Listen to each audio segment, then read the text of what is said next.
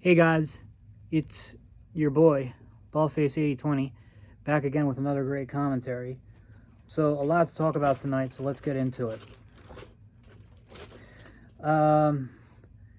First thing, I read this book called The Secret History by, I think her first name's Donna, last name's Tart. It was recommended to me by my brother, and I really liked it a lot. My brother was saying it was his favorite book ever.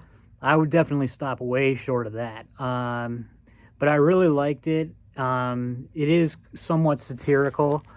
It's about this eccentric group of New England college students who murder one of the guys in their group. And they tell you like that's what happened in like the first 2 pages or something. So it's not a spoiler. And it's really good. I finished the whole. It's long, and I finished it in like 3 days. And I read it on my Kindle because I couldn't find it at the library. And there is some like the not the narrator of the book, but the group that he's in, the AMOG of it is this guy Henry, and this book's like really famous and popular. Like the female readers and the gay readers are all like totally in love with Henry. Maybe not all of them, but a lot of them are, even though the guy is like a total piece of shit. But he's tall and with a big frame, and he's not even supposed to be that good looking. But women like him because he's tall and big, and I guess because of his actions in the book, which are pretty terrible actually. But that's women for you. So yeah, I would definitely recommend it. If you're into fiction at all. Sports. Okay, you guys don't like the sports astrology. I get that. My plan is, I know that I said in my last sports astrology video that I didn't believe in event charts anymore, except for like finals games. Now I've already changed my mind on that. So I'm not promising this, but I intend to do them for the playoff games, for the NFL. I'll post the charts and we can talk about it. Or I'll at least talk about the predictions, maybe not the actual charts. I don't know. I'm going to make at least one more talking about the charts, though. And then the main reason I'm bringing this up is that in the last video, which very few people saw, but I did mention it, I did 2 horary charts. One horary chart was, will the Eagles win their first playoff game? And I said that I read the chart as saying, yes, they would win. And the other chart was saying, will the Patriots win the Super Bowl? And I said, yeah, the Patriots will win the Super Bowl. I'm standing by the Patriots one. That's just the only way. I'm not saying the Patriots are going to win the Super Bowl. I'm saying that chart can't be read any other way. The Eagles one, though, I've compared it to some like similar event charts from this year, even though it was a horary chart. And the more I think about it, I think the Eagles are going to lose that first game. We'll see. I mean, it's not going to be for a couple weeks anyway. I'm not trying to this isn't like an out for me. Like if the Eagles go on and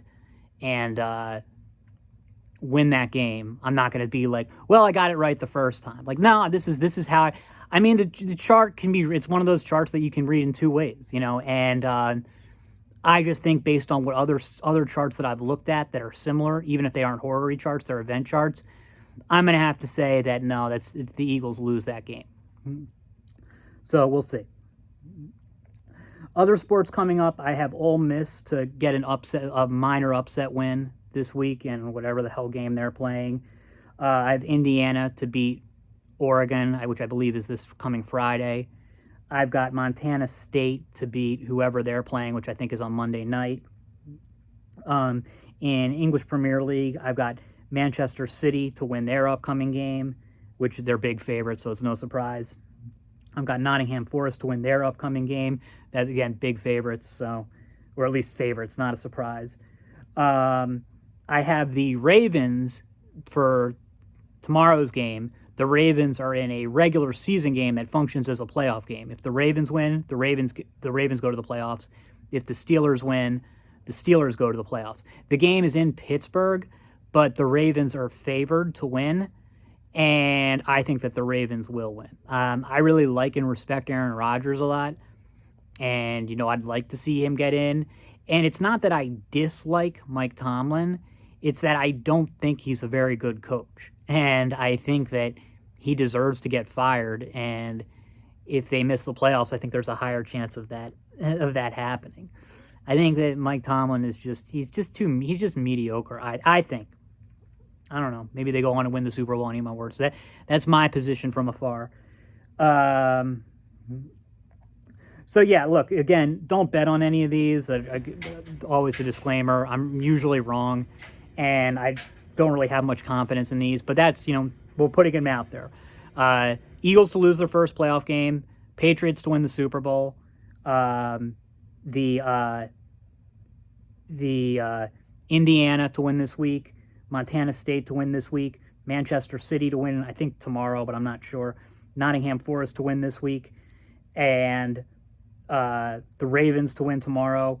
And then the last English Premier League game before the break, they go on like a 10 or 11-day break. Liverpool is playing, I think, Arsenal. So Liverpool to get the upset. So we'll see. So in there's 3 upsets, it looks like, because the Eagles are probably going to be favored, and a few favorites. We'll see how it goes. So keep track of it, see how it turns out.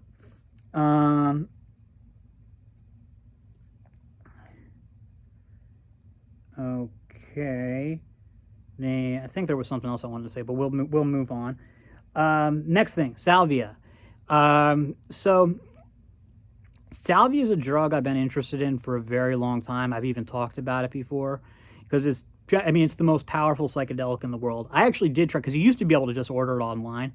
I ordered some back in like 2008 or something and smoked it at, when I had that alarm monitoring job, smoked it at work one night with a guy there. And he was able to get some kind of high. I wasn't. I'm just a very low responder to these things.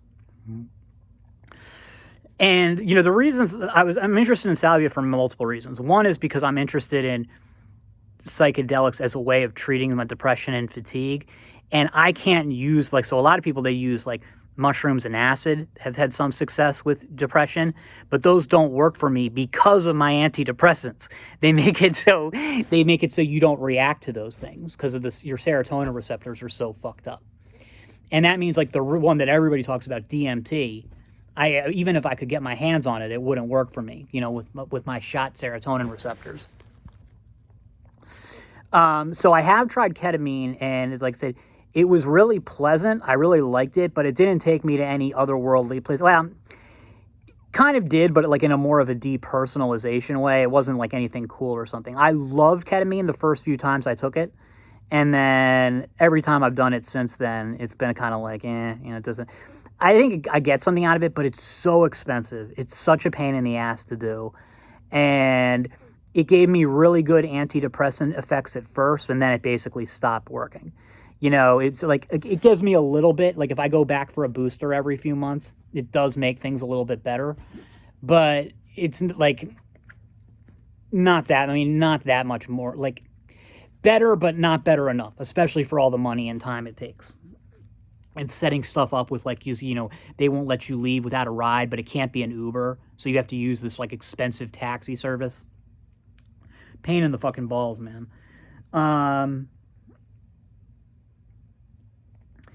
So that, I was interested in Salvia, and then that's for a couple reasons. One is because it's a psychedelic that would work for people who are on SSRIs, because it works on a different receptor or neurotransmitter or whatever, I don't know. The other is because of the idea of going to other places, other dimensions. I've been really interested in this for a long time, going, wanting to have these otherworldly experiences, an out-of-body experiences, other dimensions, see other stuff. And, Salvia seems like the most promising way to get there. And so that may have been, I can't remember whether I was researching it for that or for whatever, but, I just was never able to find a place to do it. I did finally find a guy, and, it's in Michigan, it's tough. In some states it's easier than others. Michigan's not a great place for it, but this guy who I found, I like him, I trust him. He seems really nice. He's not a woo-woo guy or anything. And I we just we met in kind of a semi-chance way, and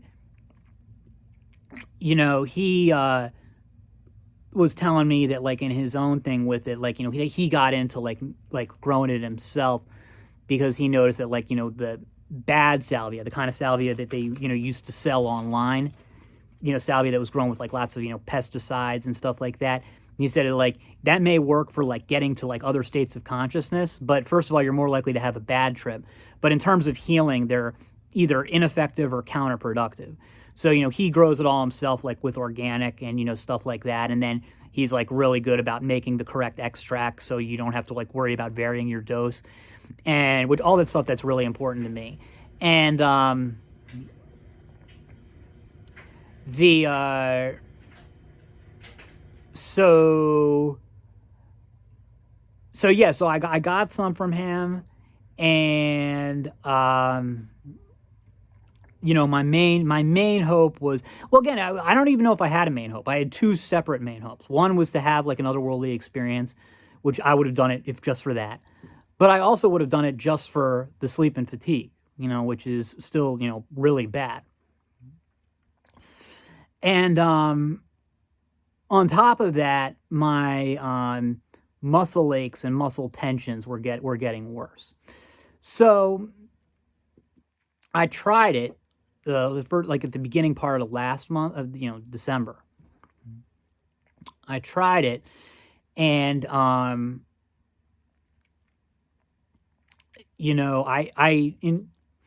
enjoyed it, but like it was over so fast.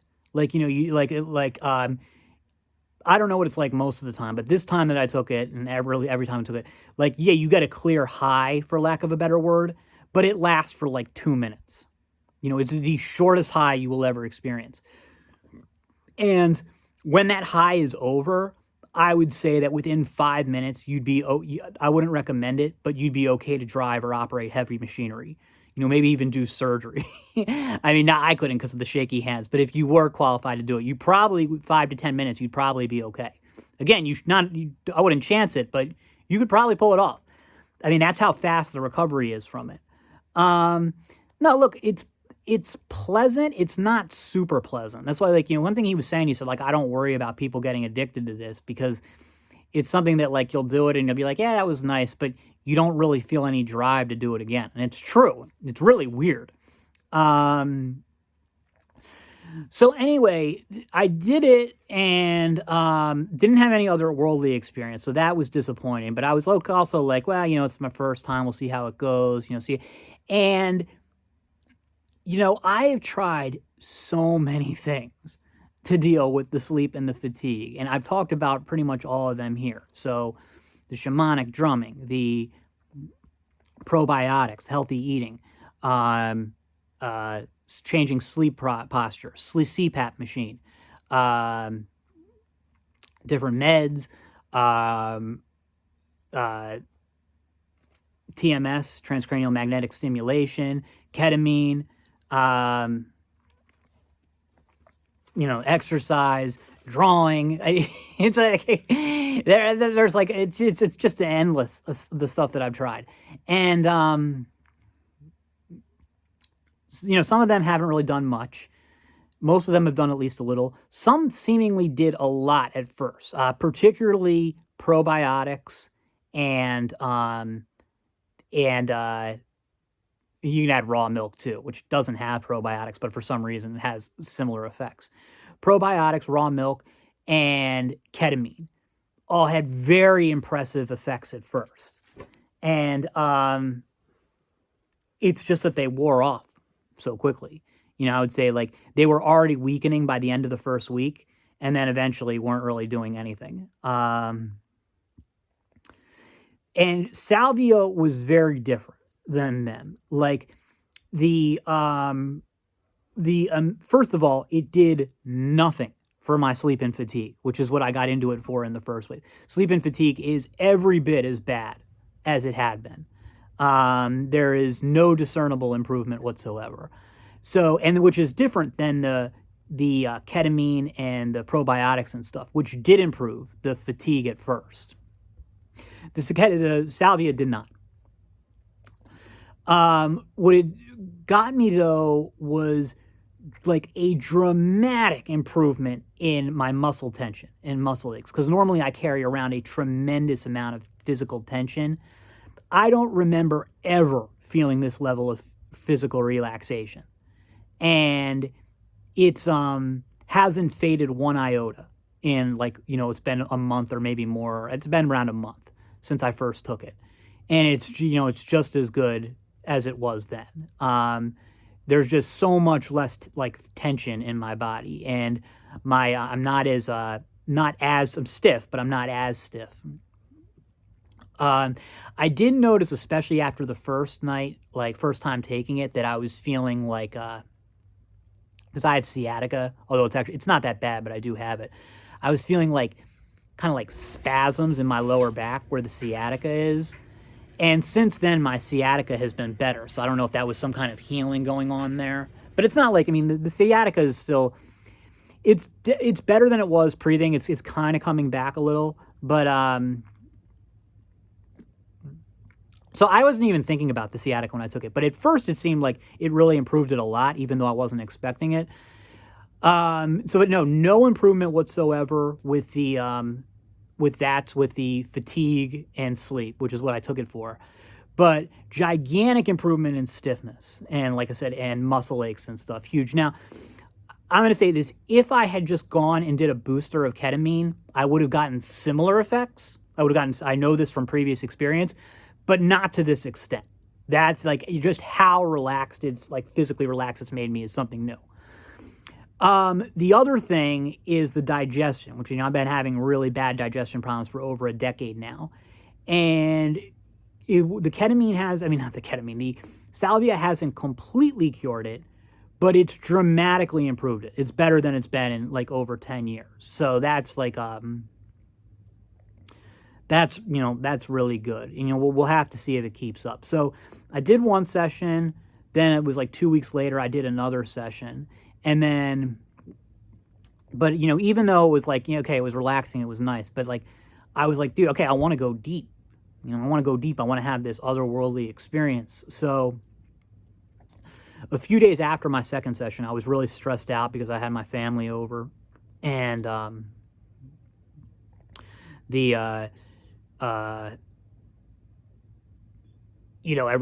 nocturnal. I mean, currently now I'm on a good sleep schedule. We'll see how long that lasts. But, Christmas week, I was, very nocturnal. So everybody was asleep. I was just stressed with everything. And, I was like, dude, I really want to go deep. So I got my Salvia pipe thing, and I was like, I'm going to try to go deep. And so I smoked four bowls of it, like right after each other. Didn't get much of a reaction. Waited 5 minutes, smoked 3 more bowls. And yeah, I probably got maybe a tiny bit deeper than the other 2 times, but nope. Same thing. So I don't know what the problem is. Like, can I just not go deep? Like, what's like, is there, I don't get it. And since then, that's been like 10 days ago or whatever. I haven't used it again, and I don't really intend to use it again anytime soon.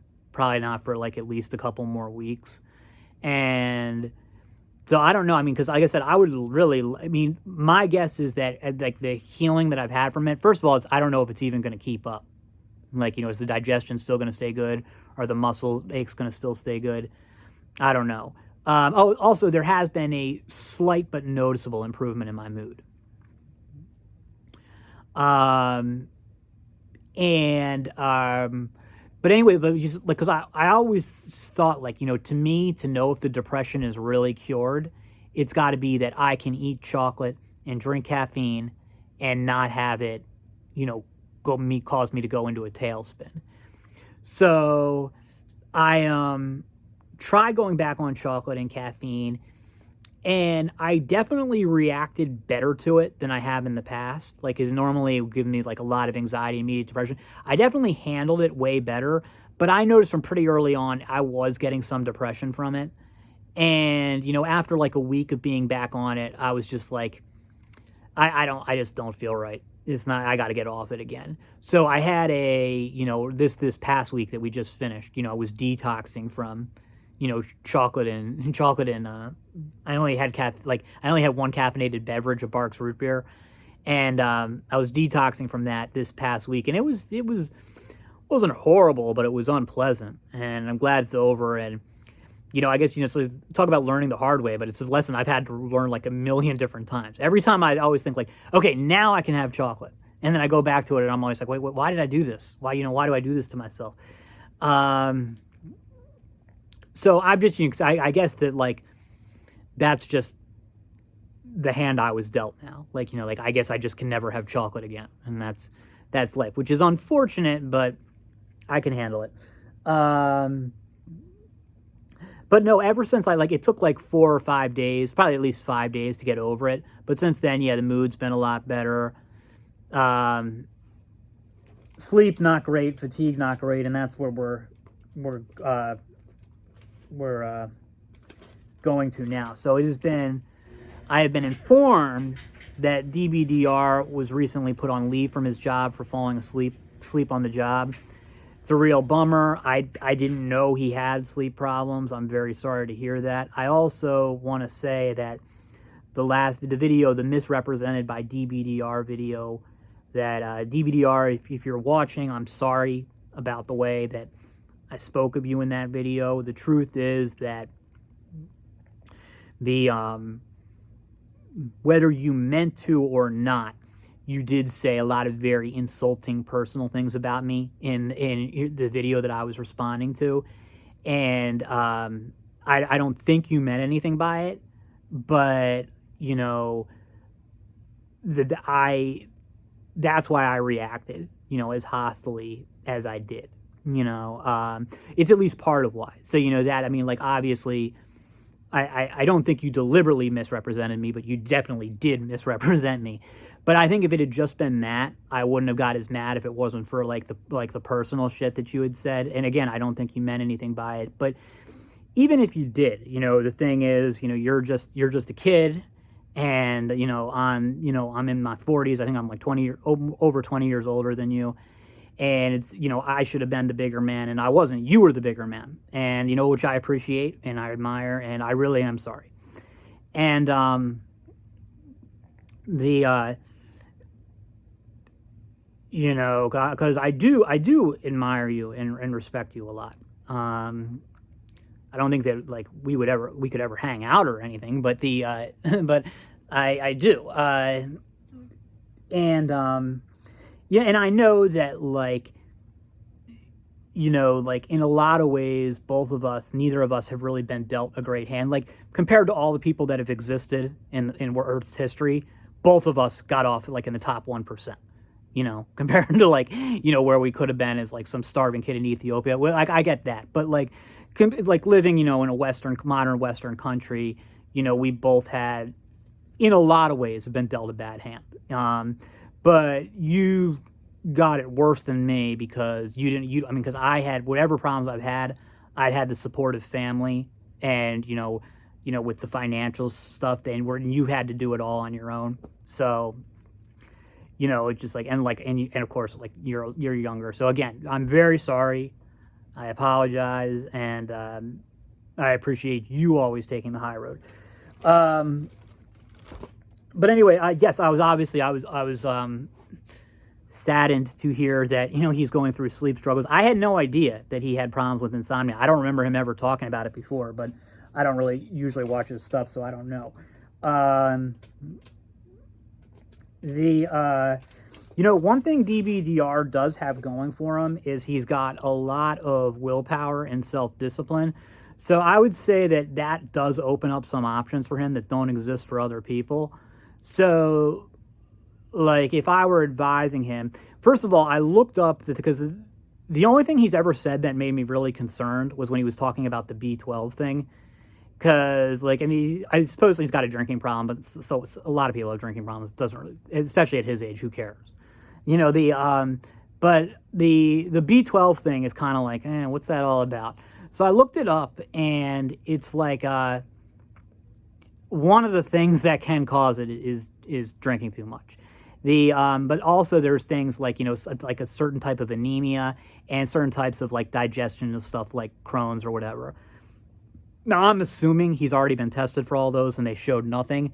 So what I would say to him is just quit the drinking. I know it's not easy, but I know you also know you can do it because you can quit those things. Not everybody can. And then start eating healthy. I mean, I know it's not pleasant, but and look, I'm not doing it, but I can't. You can. So that's the start eating healthy, because when you're basically what you're trying to do is like symptom management. And then I don't know if it's financially possible, but like if you can afford it, then yeah, talk to somebody about getting B12 injections. And I know that you're skeptical of that shit, but this is important, right? Like again, if you can't afford it, then forget it. But then just quit the drinking and eat healthy and lose some weight, and that should help a little bit. And then maybe even take some B12 supplements or something. But no, if you can get, like, I would say get that fixed. And I wouldn't be surprised if that ends up helping with the insomnia and the fatigue and stuff. Because, I mean, that's something you've got to get taken care of.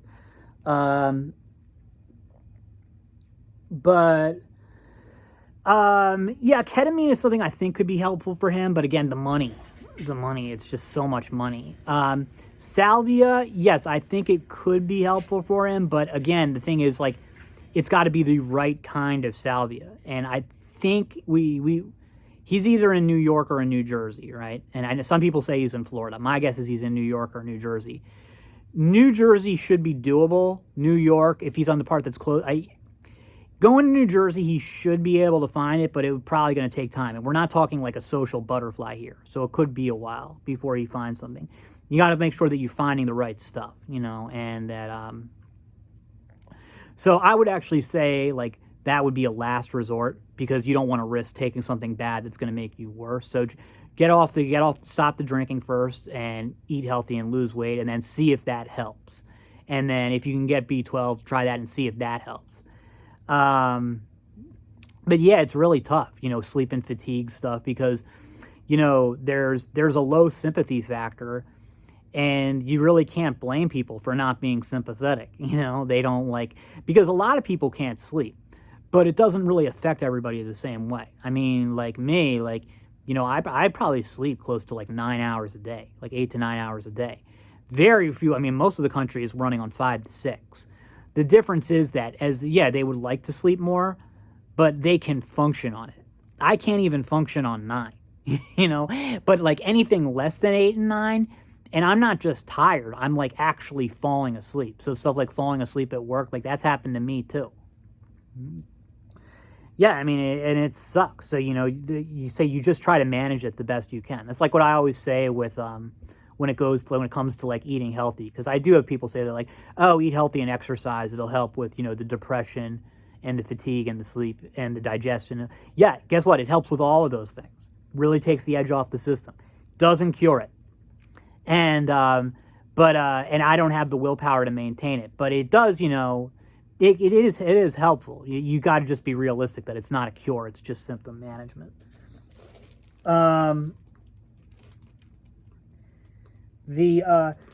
Myself, right? I don't even know if when I was a kid, I would say I was an insomniac. I don't know if I'd call myself an insomniac, because insomnia would mean that you can't sleep. I just can't I just can't hold a sleep schedule. But I can always get 8 or 9 hours. It's just not the same time every day. It's always the schedules always gets pushed back. And then right now, man, I've got, I have really bad segmented sleep, which started when I was in high school.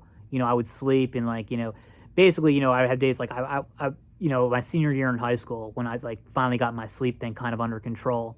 I would have a lot of nights where I'd sleep 5 or 6 hours, and I'd come home and I'd take a nap for 1 or 2. And that would continue for a long time. Now, I would be able to, I could, force myself to kind of get off of that, but I'm used to dealing with segmented sleep. But now it's and for a long time now, it's something that I've got no control over. Especially a day like today, it just keeps getting worse. So I slept 6 or 7 hours last night, I don't know. And probably 6.5, I'm not sure. And then woke up, I'm awake for an hour, went to bed, slept for another 20 minutes. Woke up for another hour, hour and a half, slept for 40 minutes. was up for a few more hours, slept for like an hour, you know, and then I took 3 naps. 3 naps, okay? And like I said, and I would have been falling asleep without it. I was like too tired, and that's normal for me. You know, 2 or 3 naps during the day, and you know, it sucks. Like I said, it just seems like he just keeps getting worse. It's really frustrating.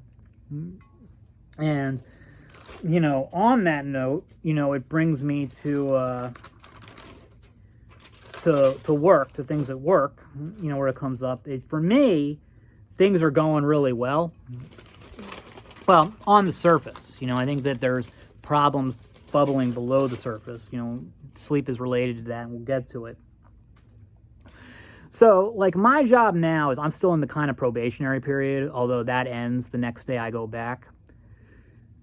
And, you know, well, it doesn't really end, but it kind of ends. Like, I start doing, like, the official training, so that, like, I'm authorized to actually do quotes myself. Because right now I'm not in their system. So even though I'm a licensed agent in the state of Michigan and a few other states, I'm not licensed with the carrier, like with the insurance carrier that, you know, we're working for. And which means that I don't have the authority to, you know, buy, like, I can't sell somebody insurance. Like, if they're like, okay, I want to buy this policy, I can't be like, okay, well, I'll take your payment now. You know, it's good. The down payment's $500 or whatever. I can't do that because I'm not, like, appointed. It was what they call it, appointed by the carrier. So my whole job, like, obviously, is just like paying my dues and stuff. Or, you know, my job is just to call people and then gather information so that we can do a quote, pass that off to either to my boss or to my coworker, because there's one other guy who works there, and then they do the quote and then call a person back and try to sell them.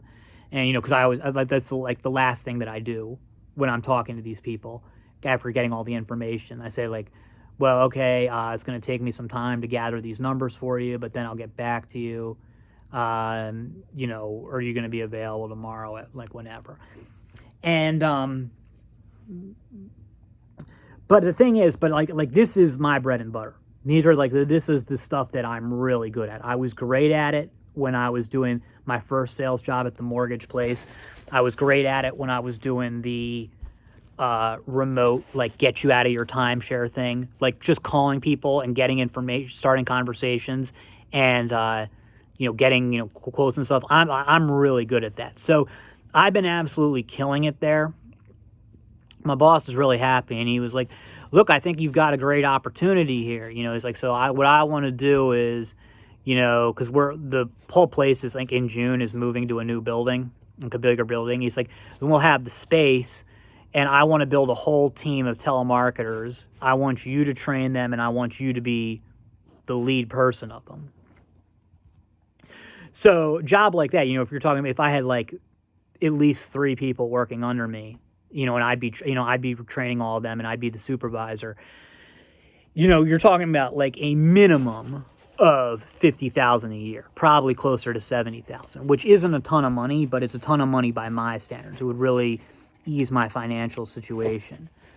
The thing is, I don't think I can do it.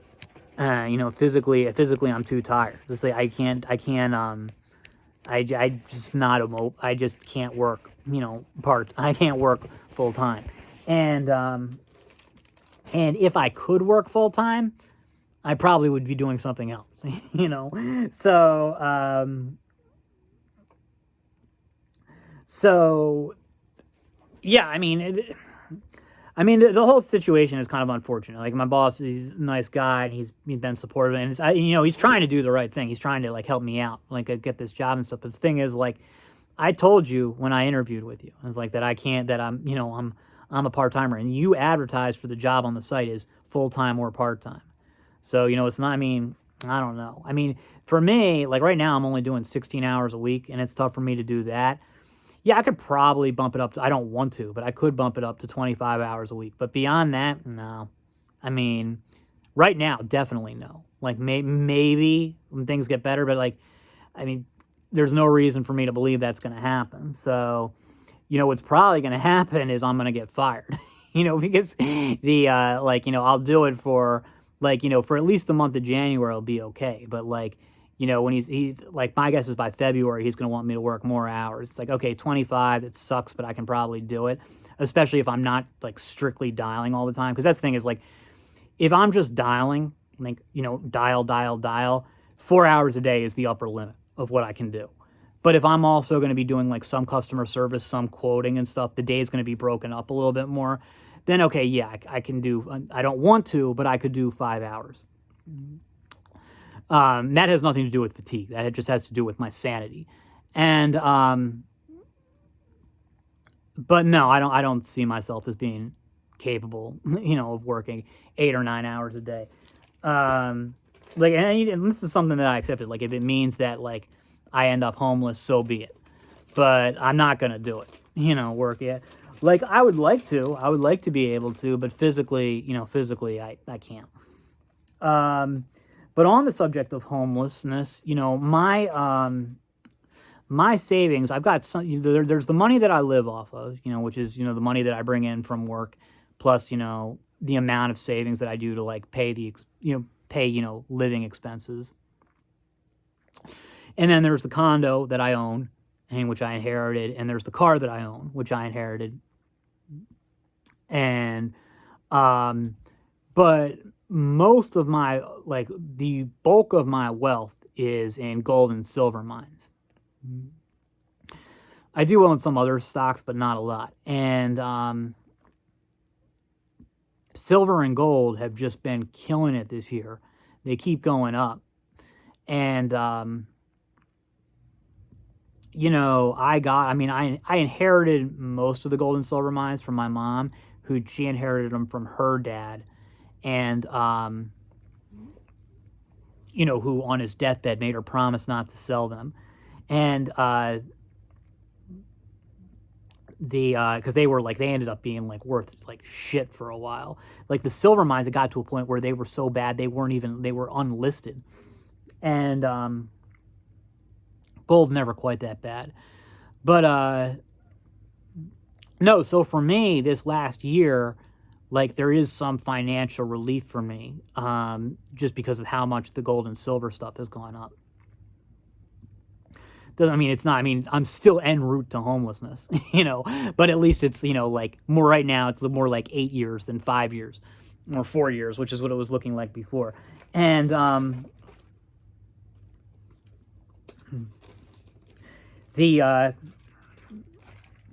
but, it's kind of it's a two-way street thing, right? Because, in the short term, maybe it's good for me. Maybe, we'll have to see, that the gold and silver are doing so well. But, what does it mean, And, the people guy who really got me into silver especially, but silver and gold, Rafi Farber, who's, I watch his stuff. He says a lot of stuff that I agree with, and a lot of stuff I don't agree with.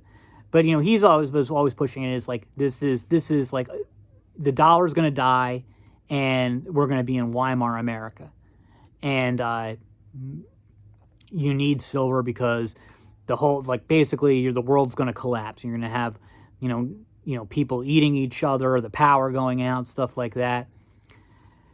And I don't know. I've been hearing this apocalypse stuff forever, at least since 2008. And I can tell you that, I don't know. Because, all right, well, let's just talk about some hyperinflations. First of all, I've studied several hyperinflations, and, okay, yeah, the power outages and stuff, you did see that in places like Zimbabwe and Venezuela, but they had power outages and shit, in chaos before their hyperinflation. So I don't know if you can really blame the hyperinflation on it. The other ones that come to mind are, contemporary Argentina, pre-Malay, 1980s Israel, and Weimar Germany. Look, it was bad in all of those places, particularly Weimar. There was never a place where they never lost power. Yes, there were some power outages, but there was none. It wasn't a loss of power. There wasn't people eating each other. That never happened there. So, I think that, like, even if there is going to be hyperinflation, the idea that it's automatically means like chaos and the end of civilization, I don't buy it. Either there's no, yes, if there's hyperinflation, it could happen. It could be like some catastrophic, it will definitely be bad if it happens. Not disputing that, but it could be some end of the world apocalyptic type scenario. Could happen. I'm not saying it couldn't. I'm saying that I don't see any examples from history where it has been. And I don't think we should assume that it will be this time. This time could be different, but is there any reason to believe that it will be? But furthermore, are we even going to have hyperinflation? And I'm going to be straight with you. I doubt it. Like, yeah, eventually maybe. But in the short and medium term, I've been looking really hard. What is there on the horizon that makes you think there's going to be hyperinflation? Not high inflation, hyperinflation in the short and medium term. So let's think about some examples of hyperinflation. First is the aforementioned Zimbabwe and Venezuela. Well, I think you can just say for comparison purposes, those are completely worthless in the case of the United States, but also just the Western and developed world. Venezuela and Zimbabwe were both dysfunctional socialist states. And the states in the West are shit, but they're not dysfunctional, and they're market economies, not socialist ones. So and you can be pro or anti-market, but I can't think of it's just you can't compare market economies to non-market economies, and like they function differently. So I would say for comparison purposes, Zimbabwe and Venezuela I wouldn't say they're completely meaningless, but I would say you don't read too much into it. So don't say like, oh, because there was hyperinflation in Zimbabwe and Venezuela, we're going to have hyperinflation here. I don't think that works. But there are three more relevant examples, and those are contemporary Argentina, pre-Millet, 1980s Israel, and Weimar Germany. Now, of those, so those are like functional countries with market economies. Okay, first of all, I would say there's a bit of a caveat in calling like pre-Millet Argentina or 1980s Israel functional countries. And they weren't Zimbabwe or Venezuela, but they were pretty bad. And they weren't really market economies either. They were pretty socialist. So I wouldn't go too crazy with either of them. I mean, I still think they're more like the United States than they are, or the Western countries, than they are like Venezuela or Zimbabwe. But you don't want to go crazy with it. Now, Weimar is different. Weimar, that is a functional Western state that had hyperinflation. However, you look at all of them, and with Weimar, there was massive government deficits because it was carried over from the government deficits during the First World War, and then things got a little bit better for a while, but then they were inflating anyway, but things really went to shit in 1923 when Germany wasn't making its reparations payments. So France, to get the reparations, occupied the Rhineland, occupied some of the coal mines. And Germany fought back with passive resistance, just refusing to work. And the government said to the workers, we'll continue to pay you, just don't work. So they printed money to do it. So that's where you use, like, the government budget deficits were already bad, blew out, and then it just took on a life of its own. You just had the hyperinflation take on a life of its own. And so I would say that is such a unique example that you were running like it was already in a high inflation environment and then running just insane deficits that they ended up having to keep chasing their tail. I would say that Weimar is not relevant for the purposes of the contemporary developed world. I don't totally dismiss it, but it's just so different that, yeah. 1980s Israel was the aftermath of the Yom Kippur War, plus the country was a socialist shithole anyway. So I don't think that one really works. Contemporary Argentina, pre-Millet, again, socialist shithole. I think that you could. I would say that Weimar and 1980s Israel, you can just say like, well, again, war and stuff like that, and just incredible fiscal deficits. So it's not really relevant. Argentina would be the one that you'd have to say is more like the U.S. So if you wanted to like put an example of like causing hyperinflation, you'd say Argentina. But again, Argentina's economy was so socialized that I don't know if it's a perfect comparison. The maybe, but I don't know. So I'm not saying that we can't have hyperinflation. I'm saying that I don't see anything out there to make us anticipate it. So let's talk about I guess we are kind of seeing a sort of hyperinflation in Turkey. I should probably look into that one more, but I can't comment on that right now because I haven't looked into it enough. I should have. But here's the thing. Here's my question for all the people who are saying we're going to have hyperinflation. How do you have hyperinflation with the world's reserve currency if you're only running a fiscal deficit of 6% GDP? Which is, I mean, it's bad. 6% GDP is bad. It's going to be inflationary. It's going to lead to problems. It's already causing problems, and they're going to get worse. But how do you get from there to hyperinflation? With a 6% GDP, 6% GDP deficit, it could happen. And again, I'll have to look at Turkey closer, and what it was more, what the deficits were like in Argentina. But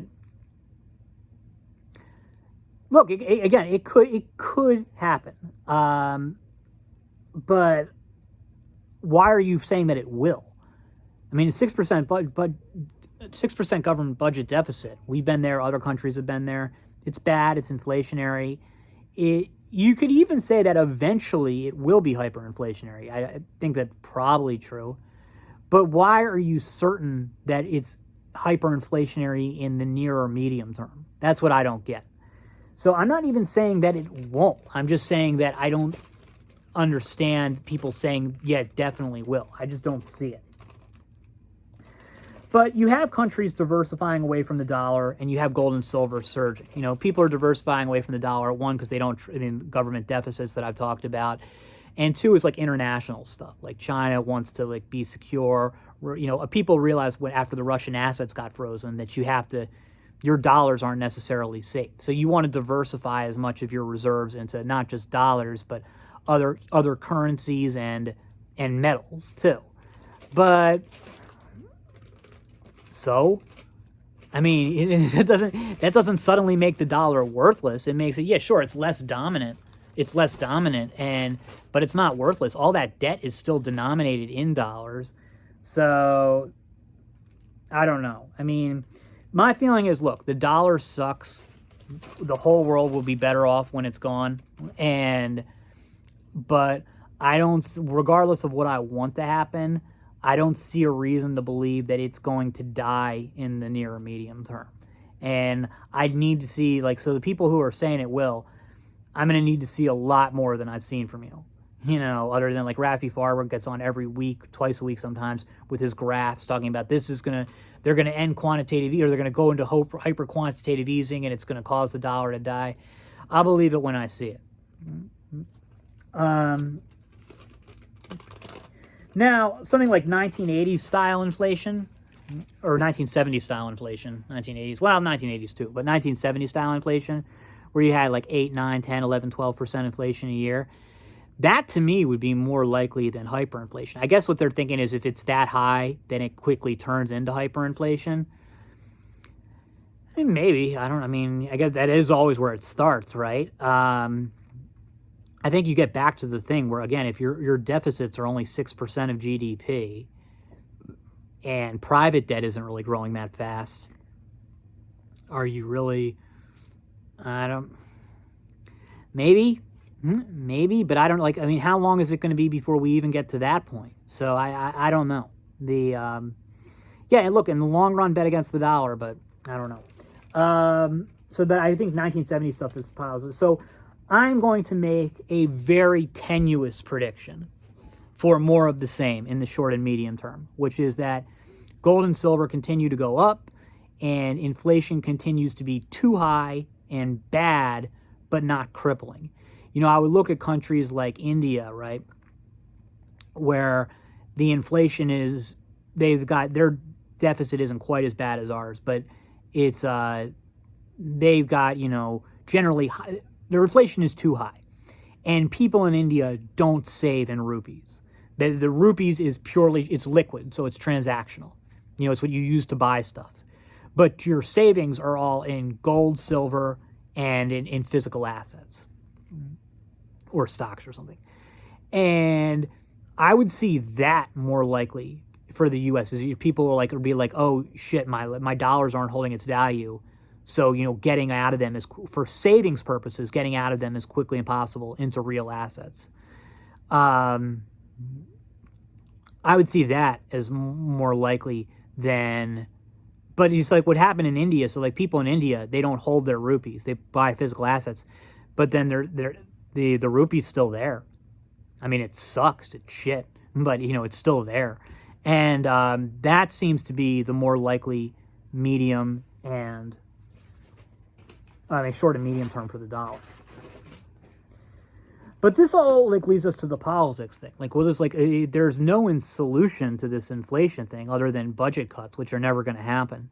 And even if you did make the budget cuts, you're talking about probably 5 to 10 years before, you get rid of the inflation, and that would be with other reforms. If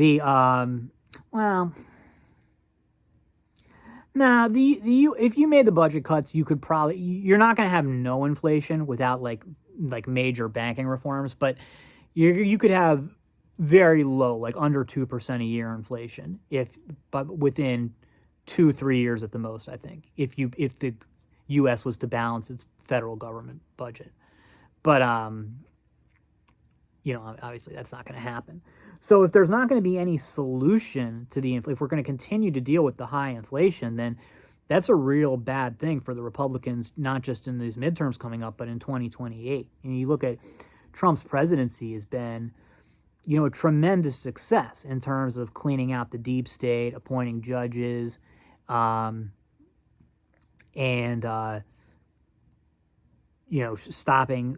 securing the border and deporting lots of, illegal immigrants, and at least starting the process of slowing down legal immigration. So it's been a tremendous success, and he's also had success in foreign policy. The problem is every single thing I just mentioned hasn't done shit for the man on the street, at least in a noticeable, impactful way. Especially the foreign policy stuff, which A, nobody cares about, and B, a lot of Trump's own base is against him on.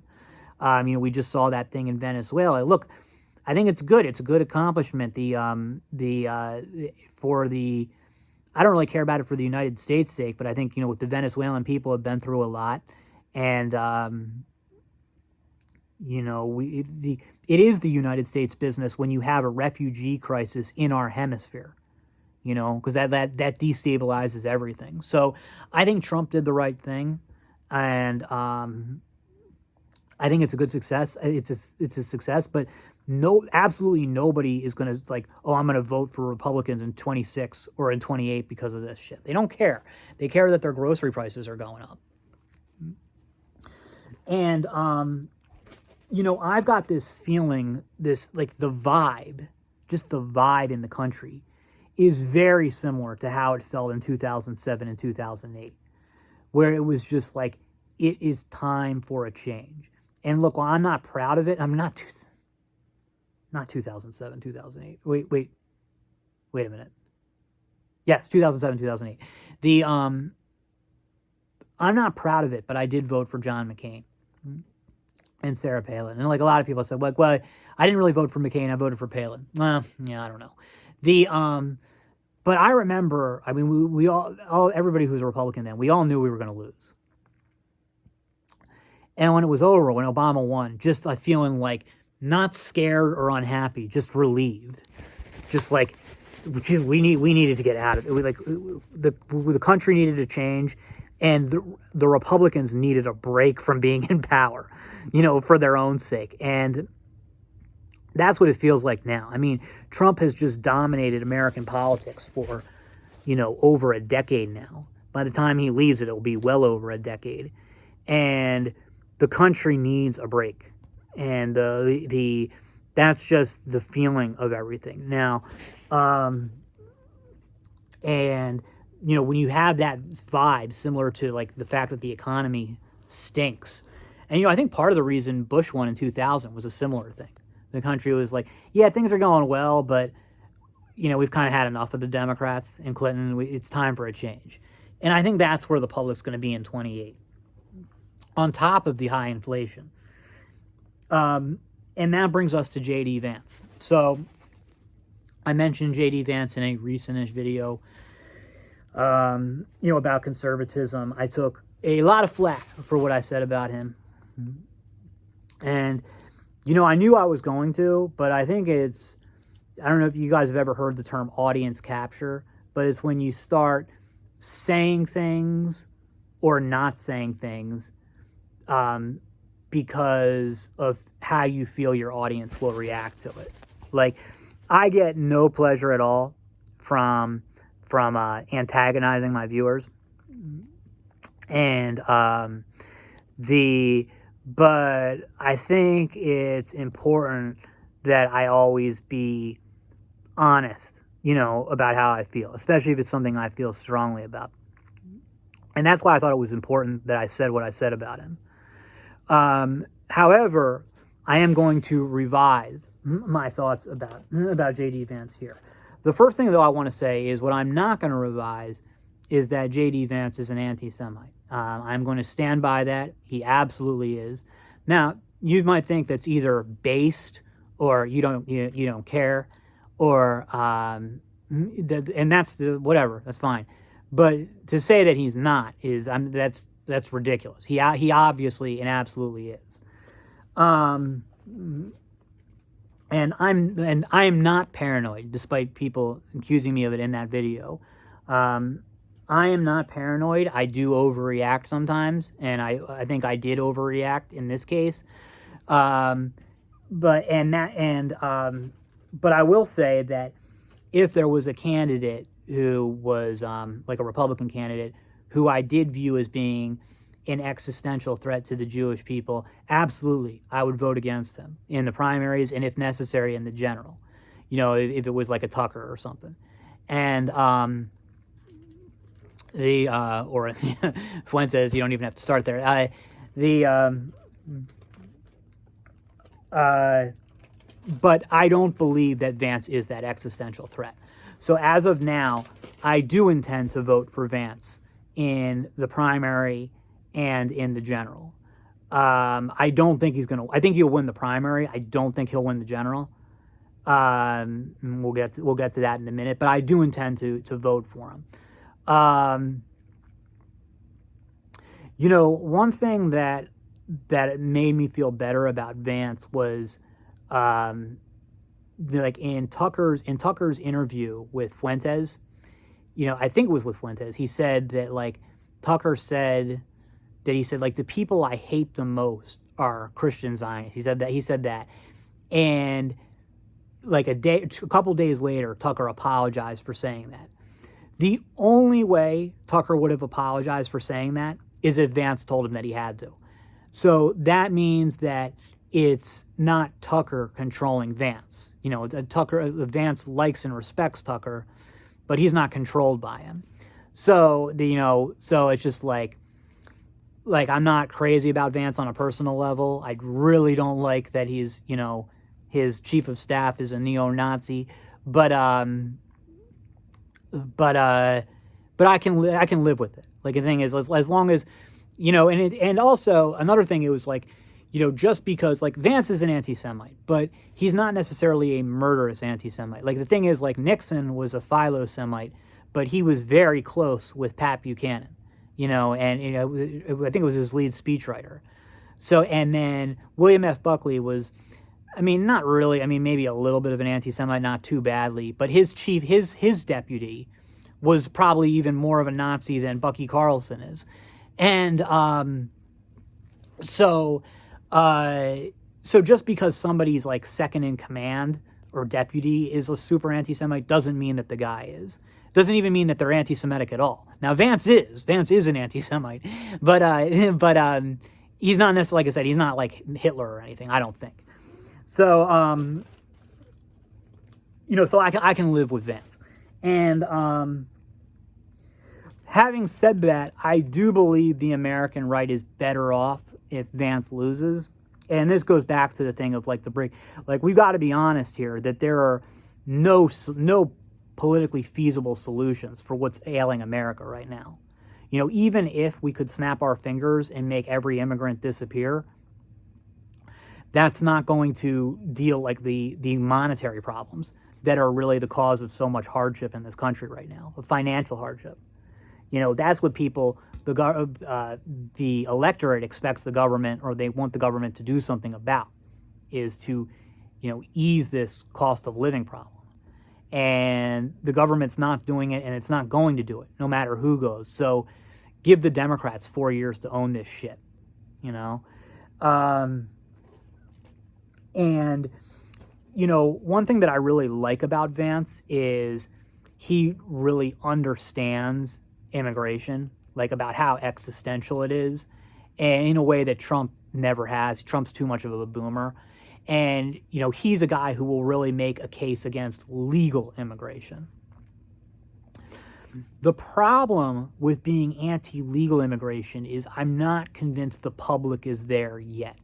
I think it's something that it's good that Vance goes and campaigns on it and makes it an issue and puts it in the public consciousness. But you need time for it to set. Because remember, like when Trump came and said, like, we're going to build a wall on the border, wall, fence, whatever, like that was like not, like the public was against that, at first. And then, 5 years later, it becomes consensus. Vance is going to go out there and attack legal immigration. I don't expect the public to respond well to it at first. It's something that it's like, we need somebody like Vance to go and make a public case against it. But it's not just you make a case against it, the public's like, oh, sounds good. No, you got to give the public time to digest. Remember, most voters are complete retards. So, and you have to work around their retardation. But another thing about, let's forget about Vance's anti-Semitism. Let's say he wasn't, and let's say he was like the biggest philo-Semite ever. There's some real problems with this guy. This guy is a fucking weirdo. I remember that was when like Tim Walz was the one who called him out for it, and I didn't really take much note of it. And it wasn't until like later that started. This guy, he's really weird, and it's not just him; it's the whole post-liberal right. So, like Bronze Age pervert and like or Molbug or whatever or Garvin. I think it's all the same guy, right? And so Yarvin, Thiel, Vance. The Claremont Institute, all these guys, the guys who wrote Project 2025. And the post-liberal right, I would say, really has three prongs. They're like racialism, theocracy, and destruction of the left. Now, the racialism is like, I've talked about this before. Race matters. I would prefer that it didn't. I think over time it matters less and less, but race is something you have to deal with. It's something you have to recognize. The thing is, you have to deal with it intelligently. And so that means the people on the right, there's no advantage to people on the right explicitly like playing into white grievance politics. You can play into white grievance politics, but you got to give yourself some plausible deniability. So for Vance to recently say that like, at his thing, like we don't need to be ashamed of being white anymore. It's like, JD, no, but it's not 1992 anymore. As much as I wish it was, you can't say that shit, man. The this white angst stuff doesn't play because the only people who feel like oppressed for being white are already on the right anyway. You got to target, and they're already going to be with you. You need to target. Can you imagine Trump saying something like that? No. And the thing is, if he had, he wouldn't have won either of the elections that he did. So you can do.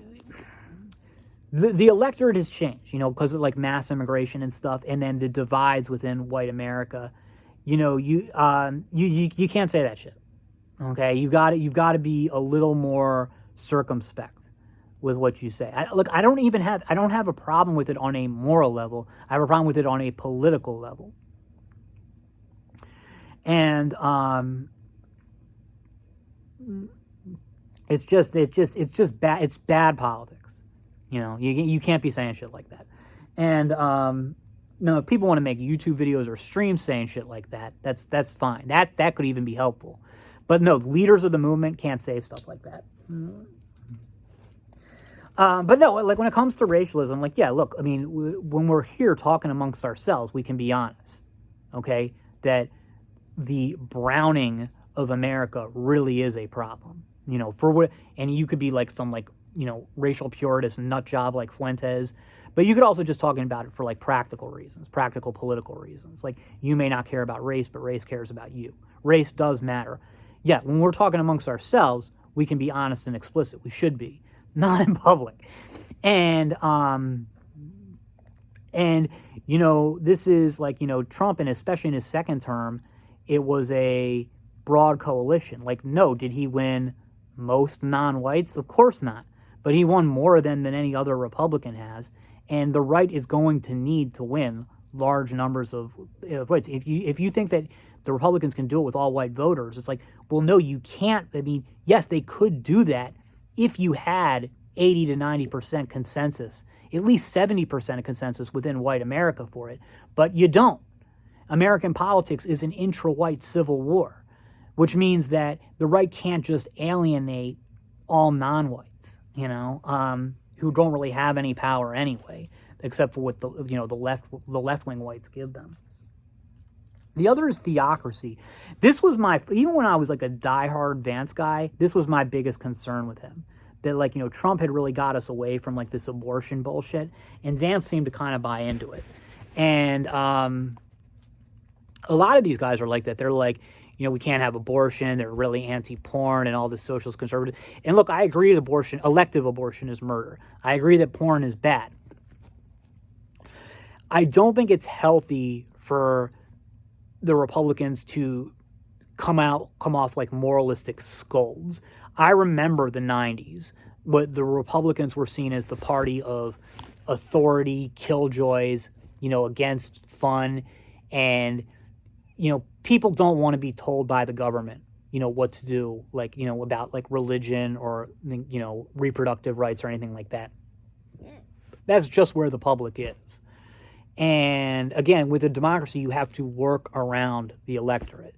So I don't have a problem with Vance or his cohorts' values, their personal religious values or something.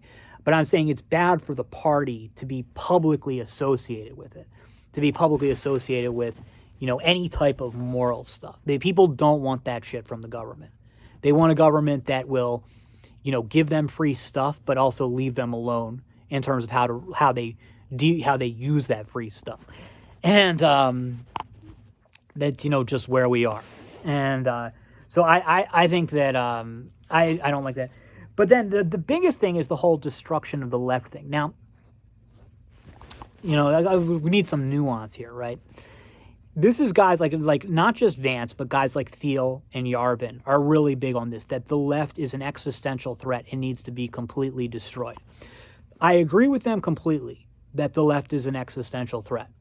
And I would say that there is, when you have a democracy or any type of country, you have certain issues that gets to a point where you can't compromise on.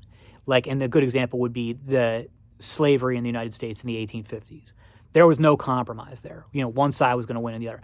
That's how it is today with immigration. Like, if the only way to stop immigration is to have a civil war, then so be it. That's like, that is, you can't, it's the issue that decides every other issue. There can't be any compromise or negotiations on it. And, ideally, you win it with votes. But if you can't, then you'd win it by other means. Or you just dissolve the country because there's no point in it continuing to exist. And, that's, I think, so I'm with them on that. So, but the thing is, I guess where I would differ from them is guys like Vance, Thiel, and Yarvin, if they could do like what Hitler did to the left, like, just like, kill or imprison all their leaders and send the other ones into exile, just truly crush the left completely, they would do it. And I wouldn't. Like I said, I want to put the left in their place. I want to, completely defeat the left on the issue of immigration. But other than that, I want to share power with them. I have no interest in living in a country where the right has unchecked power. I support power sharing with the left. And I think a good example of where you can have it is someplace like Hungary, where like that guy Orban,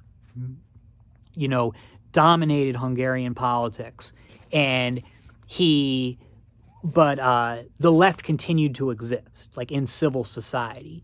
And then now it looks like, I don't know if he's already lost or he might lose, because the public got to that it's time for a change. But the thing is, the left wing that has unseated him or will unseat him is not the like globalist, left of whatever, because this is a left that they've been put in their place. They were only able to take power by getting into a coalition with more centrist people who were sick of Orban. So they're going to be anti-immigrant too. They're going to be anti-immigrant too. They're just going to be more left-wing on some other stuff. That's okay. That's good. That's a healthy sharing of power. It's good. It's a good thing. There's certain issues. If you let the left have unchecked power, you get what they were like during the Obama years, and it really peaked during COVID and stuff. But you wouldn't necessarily want to live in a place where the right has unchecked power either. Like, sure, if I had to choose between the two, you'd pick the right. But no, generally I do support power sharing between the left. Give the left a stake. I want to do everything we legally can to reduce their power. Like maybe like Republicans win 60% of the time, Democrats win 40%. And when the Democrats do win, I don't want them to be able to get any of their bad ideas through, particularly about immigration. But no, once the left, I get they're always going to be more sympathetic with immigration. But once they accept that, no, we can't have immigrants anymore, then we can share power with them. We're not going to get everything we want, but we're better off. And so does this mean so if Gavin wins, then what happens with immigration, or whatever nightmare the Democrats put up? What happens with immigration? Well, with legal immigration, nothing's going to change because it's already horrible. It's already horrible now anyway. So at least, in the opposition, I think we can generate more, ideas against legal immigration. Just like when it wasn't until after Trump got out that we really developed the public consensus against illegal immigration. I think that Vance losing allows us to develop a public consensus against legal immigration. Not necessarily, but I think it gives us the best shot. But illegal immigration, will Vance be horrible on that? I don't think so. I think that the Democrats are so traumatized by what happened during Biden's term that they'll make some changes, but I think they're never going to be as good on deportations as Trump is. But again, most illegal immigrants are Latinos. They're going to marry whites. Their kids aren't even going to know how to speak Spanish. And the fact is, unfortunately, it would be one thing if we hadn't had the 1960s Immigration Act. But again, this goes back to the racialism. We need more white people in this country. I hate that I have to say it, but it's true. And we're not going to get them from Europe. So our best bet is going to be to whiteify the Latinos. And some Latinos who are going to, they're Christians that are going to whiteify, don't necessarily need to sweat it, especially if it's just for 4 years. So, look, I'm going to vote for Vance. I think we'll be better off if he loses.